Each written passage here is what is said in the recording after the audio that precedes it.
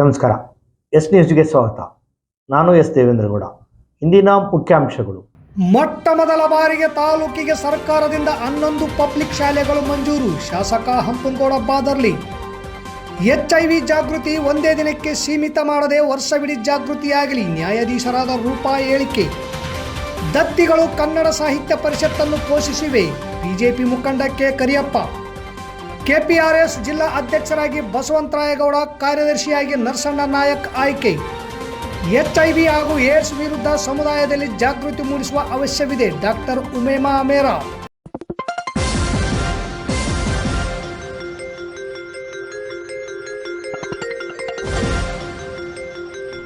S news, ಇದು ನಿಮ್ಮ ಧ್ವನಿ.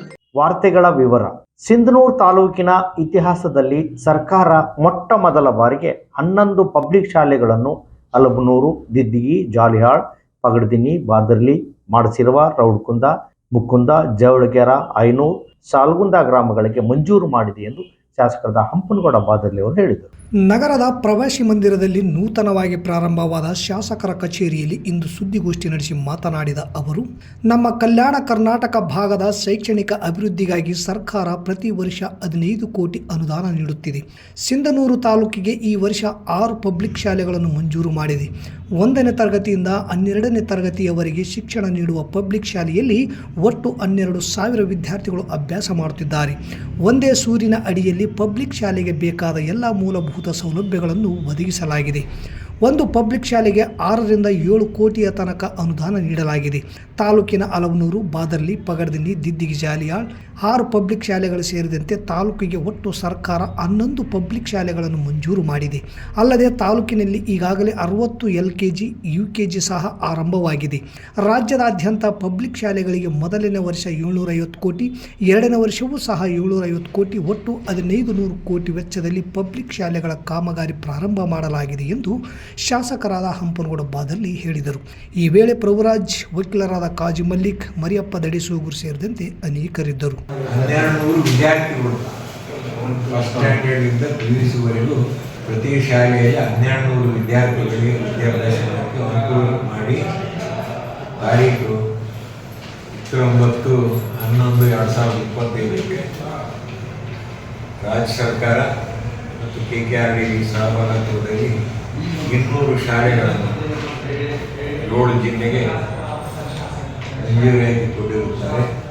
ವಿಶ್ವ ಏಡ್ಸ್ ದಿನಾಚರಣೆ ಜಾಗೃತಿ ಕೇವಲ ಒಂದು ದಿನಕ್ಕೆ ಸೀಮಿತ ಮಾಡದೆ ವರ್ಷದ 365 ದಿನವೂ ಕೂಡ ಸಾರ್ವಜನಿಕರಿಗೆ, ಕಾಲೇಜ್ ಮಕ್ಕಳಿಗೆ ಸತತವಾಗಿ ಈ ಏಡ್ಸ್ ಜಾಗೃತಿ ನೀಡಬೇಕೆಂದು ಪ್ರಧಾನ ಸಿವಿಲ್ ನ್ಯಾಯಾಧೀಶರು ಹಾಗೂ JMFC ಸದಸ್ಯ ಕಾರ್ಯದರ್ಶಿಗಳು ಮತ್ತು ತಾಲೂಕು ಕಾನೂನು ಸೇವಾ ಸಮಿತಿಯ ಗೌರವಾನ್ವಿತ ಸದಸ್ಯ ರೂಪಾ ಹೇಳಿದರು.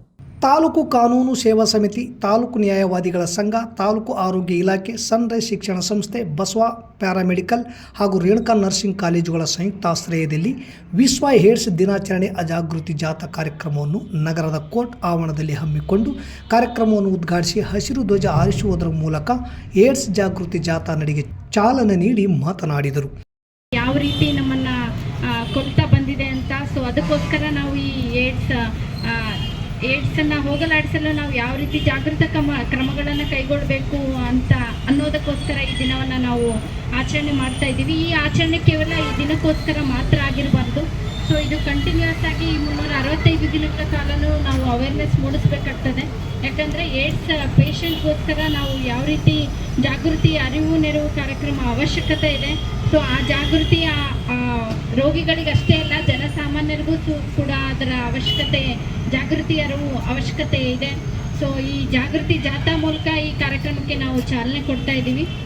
ಸೊ ಎಲ್ರಿಗೂ ಈ ಜಾಗೃತಿಯನ್ನು ನಾವು ಮನೆ ಮನೆಗೂ ಕೂಡ ತಲುಪಿಸುವಂಥ ಒಂದು ನಮ್ಮ ಪ್ರಯತ್ನ ಇದೇ ರೀತಿ ಇರಲಿ, ಮುಂದೆನೂ ಆಗಲಿ ಅಂತ ಕೇಳ್ಕೊಳ್ತಾ ಗೌರವಾನ್ವಿತ ಸರಸ್ವತಿ ಹೋಟಕರ್, 1ನೇ ಅಪಾರ ಸಿವಿಲ್ ನ್ಯಾಯಾಧೀಶರು, JMFC ಸಿಂಧನೂರು ಉಪಸ್ಥಿತರಿದ್ದರು. ಕಾರ್ಯಕ್ರಮದ ಅಧ್ಯಕ್ಷತೆಯನ್ನು ತಾಲೂಕು ನ್ಯಾಯವಾದಿಗಳ ಸಂಘದ ಅಧ್ಯಕ್ಷರಾದ ಕೆ ಭೀಮನಗೌಡ ವಹಿಸಿದ್ದರು. ತಾಲೂಕು ವೈದ್ಯಾಧಿಕಾರಿ ಡಾಕ್ಟರ್ ಐನಗೌಡ ಮುಖ್ಯ ಅತಿಥಿಯಾಗಿ ಭಾಗವಹಿಸಿ ಮಾತನಾಡಿ, ಸಾರ್ವಜನಿಕರು ಏಡ್ಸ್ ಬಗ್ಗೆ ಭಯಪಡದೆ ಜಾಗೃತಿ ಹೊಂದಬೇಕು ಹಾಗೂ HIV ಕಾಯಿಲೆಗೆ ರೋಗ ಉಲ್ಬಣಗೊಳ್ಳದಂತೆ ಚಿಕಿತ್ಸೆ ಇದೆ. HIV ರೋಗಿಯ ಜೊತೆ ತಾರತಮ್ಯವನ್ನು ಮಾಡಬಾರದು. HIV ರೋಗಿಯ ಬಗ್ಗೆ ಗೌಪ್ಯತೆ ಕಾಪಾಡಬೇಕೆಂದರು. ಸನ್ರೈಸ್ ಶಿಕ್ಷಣ ಸಂಸ್ಥೆಯ ಅಧ್ಯಕ್ಷರಾದ ಇರ್ಫಾನ್ ಕೆ ಅತ್ತಾರ್ ಮಾತನಾಡಿ, ಮಾತನಾಡಿ, ಕೇವಲ ಏಡ್ಸ್ ಜಾಗೃತಿ ಕುರಿತು ಮಾತ್ರವಲ್ಲದೆ ಎಲ್ಲ ಆರೋಗ್ಯ ಕಾರ್ಯಕ್ರಮಗಳ ಬಗ್ಗೆ ಜಾಗೃತಿ ಮೂಡಿಸುವುದು ನಿಮ್ಮೆಲ್ಲರ ಜವಾಬ್ದಾರಿ ಹಾಗೂ ನರ್ಸಿಂಗ್ ಪ್ಯಾರಾಮೆಡಿಕಲ್ ವಿದ್ಯಾರ್ಥಿಗಳು ನಗರದ ವಿವಿಧ ಕಾಲೇಜುಗಳಿಗೆ ತೆರಳಿ ಇದರ ಬಗ್ಗೆ ಮಾಹಿತಿಯನ್ನು ನೀಡುವುದು, ಜಾಗೃತಿಗೊಳಿಸುವುದು ನಿಮ್ಮ ಜವಾಬ್ದಾರಿ. ಸಾರ್ವಜನಿಕರು ಏಡ್ಸ್ ಕಾಯಿಲೆ ಬಗ್ಗೆ ಭಯಪಡದೆ ಸರಿಯಾಗಿ ಚಿಕಿತ್ಸೆ ಕ್ರಮ ಅನುಸರಿಸಿ ಎಲ್ಲ ಸಮಾಜದ ಸರಾಸರಿ ವ್ಯಕ್ತಿಗಳ ಹಾಗೆ ನೀವು ಸಹ ಜೀವಿಸಬಹುದು ಎಂದರು. ಈ ವೇಳೆ ಸಹಾಯಕ ಸರ್ಕಾರಿ ಅಭಿಯೋಜಕರಾದ ವಿಜಯ ಚಂದ್ರಪ್ರಭು, ಬಿ ಹನುಮೇಶ್, ರಾಗಲ್ ಪರ್ವಿ, ನ್ಯಾಯವಾದಿಗಳ ಸಂಘದ ಉಪಾಧ್ಯಕ್ಷ ಕೆ ಜಗದೀಶ್, ಜಂಟಿ ಕಾರ್ಯದರ್ಶಿ ಕುಮಾರಿ ಹೀನಾ ಹಂಬ್ರಿನ್, ಖಜಾಂಚಿ ಶೇಖರಪ್ಪ ಗಡೇದ್, ಕಾರ್ಯದರ್ಶಿ ದುರ್ಗೇಶ್, ಸಹಾಯಕ ಕಾನೂನು ಅಭಿರಕ್ಷಕ ಹಳ್ಳಪ್ಪ, ತಾಲೂಕು ಆರೋಗ್ಯ ಕ್ಷೇತ್ರ ಶಿಕ್ಷಣಾಧಿಕಾರಿ Geeta Hiremath, Sunrise college principal Waseem Hussain, Chakravarthi D, ವಕೀಲರಾದ Kazi Mallik, nursing college principal Cyril ಸೇರಿದಂತೆ ಆರೋಗ್ಯ ಇಲಾಖೆ, ಆಶಾ ಕಾರ್ಯಕರ್ತೆಯರು, ಆಸ್ಪತ್ರೆ, ICTC ವಿಭಾಗ, ART ಸೆಂಟರ್ ಸಿಬ್ಬಂದಿಗಳು, ವಿದ್ಯಾರ್ಥಿಗಳು ಪಾಲ್ಗೊಂಡು ಯಶಸ್ವಿಗೊಳಿಸಿದರು. ಕಳೆದ ಶತಮಾನದಿಂದ ಇತ್ತೀಚೆಗೆ ಕನ್ನಡ ಪರ ಮನಸ್ಸುಗಳು ಕನ್ನಡ ಸಾಹಿತ್ಯದ ಮೇಲಿನ ಅಭಿಮಾನ, ಅಭಿರುಚಿ, ಸ್ವಾಭಿಮಾನದ ಪ್ರತೀಕವಾಗಿ ತಮ್ಮ ಮನೆಯ ಹಿರಿಯರ ಸವಿ ನೆನಪಿಗಾಗಿ ದತ್ತಿಯನ್ನು ನೀಡುವುದರ ಮೂಲಕ ಈ ನೆಲದ ಅಸ್ಮಿತೆಯಾದ ಕನ್ನಡ ಸಾಹಿತ್ಯ ಪರಿಷತ್ತಿನ ವಿವಿಧ ಕಾರ್ಯಕ್ರಮಗಳು ಸುವ್ಯವಸ್ಥಿತವಾಗಿ ನಡೆದುಕೊಂಡು ಹೋಗಲು ದತ್ತಿಗಳು ಸಹಾಯಕವಾಗಿವೆ ಎಂದು ಕೆ ಕರಿಯಪ್ಪ ಹೇಳಿದರು. LBK ಪದವಿ ಪೂರ್ವ ಮತ್ತು ನೋಬೆಲ್ ಪದವಿ ಮಹಾವಿದ್ಯಾಲಯದಲ್ಲಿ ನಡೆದ ತಾಲೂಕು ಕನ್ನಡ ಸಾಹಿತ್ಯ ಪರಿಷತ್ತಿನ ದತ್ತಿ ಉಪನ್ಯಾಸ ಮಾಲಿಕೆಯಲ್ಲಿ ಭಾಗವಹಿಸಿ ಮಾತನಾಡಿದ ಅವರು, ದತ್ತಿಗಳು ಕನ್ನಡ ಸಾಹಿತ್ಯ ಪರಿಷತ್ತನ್ನು ಪೋಷಿಸುವಲ್ಲಿ ಮಹತ್ತರ ಪಾತ್ರ ವಹಿಸಿವೆ ಎಂದು ದತ್ತಿದಾನಿಗಳಾದ ಕೆ ಕರಿಯಪ್ಪ ಹೇಳಿದರು. ಈ ಕಾರ್ಯಕ್ರಮದಲ್ಲಿ ವಿಷಯ ಮಂಡನೆ ಮಾಡಿದ ಡಾಕ್ಟರ್ ಗಂಗಾಧರ್ ವೀರ್ಘಂಟೆಯವರು ಮಾತನಾಡಿ, ಪುರಾತನದಿಂದಲೂ ಕುರಿ ಸಾಕಾಣಿಕೆಯನ್ನು ಕೇವಲ ಕುರುಬ ಸಮುದಾಯದವರು ಮಾತ್ರ ಕುಲಕಸುಬಾಗಿ ಮುಂದುವರಿಸಿಕೊಂಡು ಬಂದಿದ್ದಾರೆ.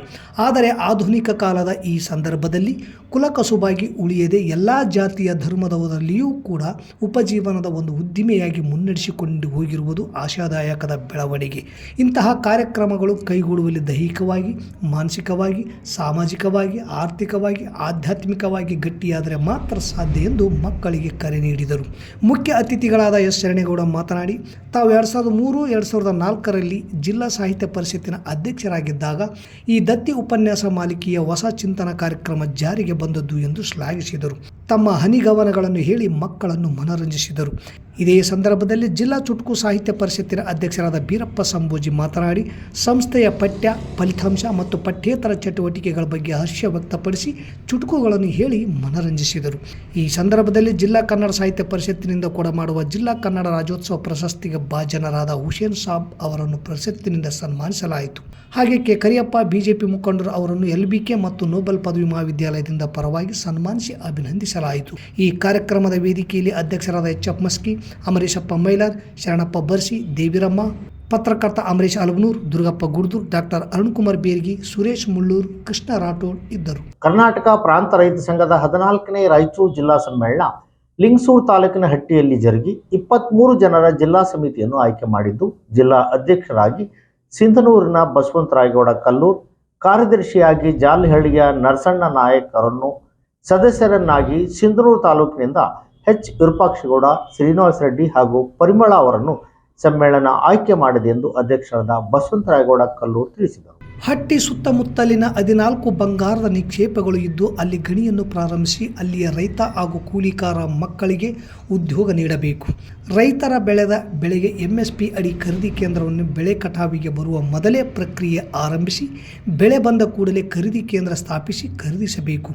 ನರೇಗಾವನ್ನು ನಗರಕ್ಕೆ ವಿಸ್ತರಿಸಬೇಕು ಮತ್ತು ಕೂಲಿ ಹೆಚ್ಚಿಸಬೇಕು ಹಾಗೂ ಮಾನವ ದಿನಗಳನ್ನು ಹೆಚ್ಚಿಸಬೇಕು. 4 ಕಾರ್ಮಿಕ ವಿರೋಧಿ ಕಾನೂನುಗಳನ್ನು ವಾಪಸ್ ಪಡೆಯಬೇಕು ಎನ್ನುವ ನಿರ್ಣಯವನ್ನು ಸಮ್ಮೇಳನ ತೆಗೆದುಕೊಂಡಿದ್ದು, ಮುಂದಿನ 3 ವರ್ಷ ಸಂಘಟನೆ ವಿಸ್ತರಿಸಲು ಹಾಗೂ ಹೋರಾಟ ರೂಪಿಸಲು ನೂತನ ಸಮಿತಿಯನ್ನು ಸಮ್ಮೇಳನ ಆಯ್ಕೆ ಮಾಡಿದ್ದು, ಅಧ್ಯಕ್ಷರಾಗಿ ಬಸವಂತರಾಯಗೌಡ, ಕಾರ್ಯದರ್ಶಿ ನರಸಣ್ಣ ನಾಯಕ್, ಉಪಾಧ್ಯಕ್ಷರಾಗಿ ಪೆಂಚಲಯ್ಯ ಹಟ್ಟಿ, ಹನುಮಂತ ಗುರಿಕಾರ್, ಹನುಮಂತ ಬಲ್ದಂಡೆ, ಸಹ ಕಾರ್ಯದರ್ಶಿಯಾಗಿ KG ವೀರೇಶ್, ಹನುಮಂತ ಮಂಡಲ್ ಗುಡ್ಡ, ಸದಸ್ಯರಾಗಿ ಕಾದ್ರಾಬಿ ಮಸ್ಕಿ, ಹೊನ್ನಮ್ಮ ಹಾಗೂ ಪರಿಮಳ ಸಿಂಧನೂರ್, ವನಜಾಕ್ಷಿ ಲಿಂಗಸೂರು, H ವಿರೂಪಾಕ್ಷಗೌಡ ಮತ್ತು ಶ್ರೀನಿವಾಸ ರೆಡ್ಡಿ ಸಿಂಧನೂರ್, ದುರ್ಗಪ್ಪ ಮಸ್ಕಿ, M ನಿಂಗಪ್ಪ ಲಿಂಗಸೂರು, ಶಿವಪ್ಪ ರಾಯಚೂರು ಆಯ್ಕೆಯಾಗಿದ್ದಾರೆ.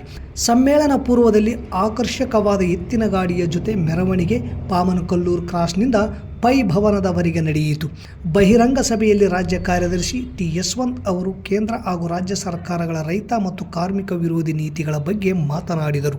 ನಂತರ ಸಮುದಾಯದ ಎಸ್ ದೇವೇಂದ್ರಗೌಡ, ಕೃಷಿ ಕೂಲಿಕಾರ ಸಂಘದ ಜಿಲ್ಲಾ ಅಧ್ಯಕ್ಷ ಕೆ ಕರಿಯಪ್ಪ ಅಚ್ಚೊಳ್ಳಿ, ಜೆಎಂಎಸ್ ಜಿಲ್ಲಾ ಅಧ್ಯಕ್ಷೆ ಶಕುಂತಲಾ ಪಾಟೀಲ್, ಸಿಪಿಐಎಂ ಜಿಲ್ಲಾ ಕಾರ್ಯದರ್ಶಿ ಕೆಜಿ ವೀರೇಶ್, ಸಿಐಟಿಯುನ ವೆಂಕೋಬ್ ಅವರು ಶುಭ ಕೋರಿ ಮಾತನಾಡಿದರು. ಜಿಲ್ಲಾಡಳಿತ, ಜಿಲ್ಲಾ ಪಂಚಾಯತ್, ಜಿಲ್ಲಾ ಆರೋಗ್ಯ ಮತ್ತು ಕುಟುಂಬ ಕಲ್ಯಾಣ ಇಲಾಖೆ, ಜಿಲ್ಲಾ ಏಡ್ಸ್ ನಿಯಂತ್ರಣ ಸೊಸೈಟಿ ರಾಯಚೂರು, ಸರ್ಕಾರಿ ಪದವಿ ಪೂರ್ವ ಕಾಲೇಜು ಮತ್ತು ಪ್ರಾಥಮಿಕ ಆರೋಗ್ಯ ಕೇಂದ್ರ ಜವಳಗೆರೆ ಇವರ ಸಂಯುಕ್ತ ಆಶ್ರಯದಲ್ಲಿ ಜವಳಗೆರೆ ಸರ್ಕಾರಿ ಪದವಿ ಪೂರ್ವ ಕಾಲೇಜಿನಲ್ಲಿ ವಿಶ್ವ ಏಡ್ಸ್ ದಿನಾಚರಣೆ ಕಾರ್ಯಕ್ರಮ ಹಮ್ಮಿಕೊಳ್ಳಲಾಗಿತ್ತು. ಕಾರ್ಯಕ್ರಮವನ್ನು ವೈದ್ಯಾಧಿಕಾರಿಗಳಾದ ಉಮೈಮಾ ಅಮೇರಾ ಅವರು ಉದ್ಘಾಟನೆ ಮಾಡಿ ಮಾತನಾಡುತ್ತಾ, HIV ಮತ್ತು ಏಡ್ಸ್ 4 ವಿಧಾನಗಳು ಮೂಲಕ ಮನುಷ್ಯನ ದೇಹವನ್ನು ಸೇರುತ್ತದೆ. HIV ಪೀಡಿತ ತಾಯಿಯಿಂದ ಮಗುವಿಗೆ ರಕ್ತವನ್ನು ಪಡೆಯುವುದರಿಂದ, ಅಸುರಕ್ಷಿತ ಲೈಂಗಿಕತೆಯಿಂದ, ಅಸುರಕ್ಷಿತ ಸೂಜಿ ಮತ್ತು ಸಿರಂಜ್ ಬಳಸುವುದರಿಂದ ಬರುವ ಸಾಧ್ಯತೆ ಹೆಚ್ಚಿರುತ್ತದೆ.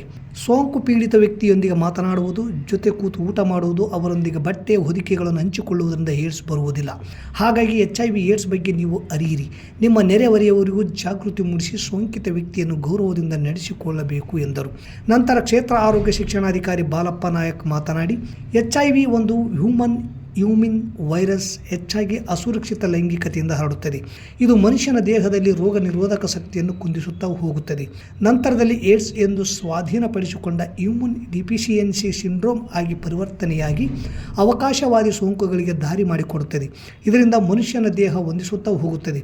ಅದಕ್ಕಾಗಿ ತಾಲೂಕು ಆಸ್ಪತ್ರೆಯ ART ಕೇಂದ್ರದಲ್ಲಿ ಆಪ್ತ ಸಮಾಲೋಚನೆ ನಡೆಸಿ ಮತ್ತು ದೇಹದ ಶಕ್ತಿಯನ್ನು ಹೆಚ್ಚಿಸುವಂತಹ ಚಿಕಿತ್ಸೆಯನ್ನು ನೀಡಲಾಗುತ್ತದೆ. ART ಚಿಕಿತ್ಸೆಯನ್ನು ನೀಡಲಾಗುತ್ತದೆ. ಅದಕ್ಕಾಗಿ HIV ಮತ್ತು ಏಡ್ಸ್ ರೋಗಿಗಳಿಗೆ ಮಾನಸಿಕ ಧೈರ್ಯವನ್ನು ನೀಡಬೇಕು ಎಂದರು. ಈ ಸಂದರ್ಭದಲ್ಲಿ ಪದವಿ ಪೂರ್ವ ಕಾಲೇಜಿನ ಹಿರಿಯ ಉಪನ್ಯಾಸಕರಾದ ಶಂಕರಪ್ಪ, ಸಾಬಣ್ಣ, ಸಾಹಿನ್, ಶಿಲ್ಪಾ ಮತ್ತು ಆರೋಗ್ಯ ನಿರೀಕ್ಷಣಾ ಅಧಿಕಾರಿಗಳಾದ ಮಹೇಶ್ ಮತ್ತು ಅಂಬಮ್ಮ, ವಿದ್ಯಾರ್ಥಿನಿಯರು ಉಪಸ್ಥಿತರಿದ್ದರು. ಮತ್ತೊಮ್ಮೆ ಮುಖ್ಯಾಂಶಗಳು. ಮೊಟ್ಟ ಮೊದಲ ಬಾರಿಗೆ ತಾಲೂಕಿಗೆ ಸರ್ಕಾರದಿಂದ 11 ಪಬ್ಲಿಕ್ ಶಾಲೆಗಳು ಮಂಜೂರು. ಶಾಸಕ ಹಂಪನಗೌಡ ಬಾದರ್ಲಿ. HIV ಜಾಗೃತಿ ಒಂದೇ ದಿನಕ್ಕೆ ಸೀಮಿತ ಮಾಡದೆ ವರ್ಷವಿಡೀ ಜಾಗೃತಿಯಾಗಲಿ. ನ್ಯಾಯಾಧೀಶರಾದ ರೂಪಾ ಹೇಳಿಕೆ. ದತ್ತಿಗಳು ಕನ್ನಡ ಸಾಹಿತ್ಯ ಪರಿಷತ್ತನ್ನು ಪೋಷಿಸಿವೆ. ಬಿಜೆಪಿ ಮುಖಂಡ ಕೆ ಕರಿಯಪ್ಪ. KPRS ಜಿಲ್ಲಾ ಅಧ್ಯಕ್ಷರಾಗಿ ಬಸವಂತರಾಯಗೌಡ, ಕಾರ್ಯದರ್ಶಿಯಾಗಿ ನರಸಣ್ಣ ನಾಯಕ್ ಆಯ್ಕೆ. HIV ಹಾಗೂ ಏಡ್ಸ್ ವಿರುದ್ಧ ಸಮುದಾಯದಲ್ಲಿ ಜಾಗೃತಿ ಮೂಡಿಸುವ ಅವಶ್ಯವಿದೆ. ಡಾಕ್ಟರ್ ಉಮೈಮಾ ಅಮೇರಾ. ಇಲ್ಲಿಗೆ ವಾರ್ತಾ ಪ್ರಸಾರ ಮುಕ್ತಾಯವಾಯಿತು. ನಿರಂತರ ಸುದ್ದಿಗಾಗಿ ವೀಕ್ಷಿಸಿ ಎಸ್ ನ್ಯೂಸ್. ಇದು ನಿಮ್ಮ ಧ್ವನಿ. ನಮಸ್ಕಾರ.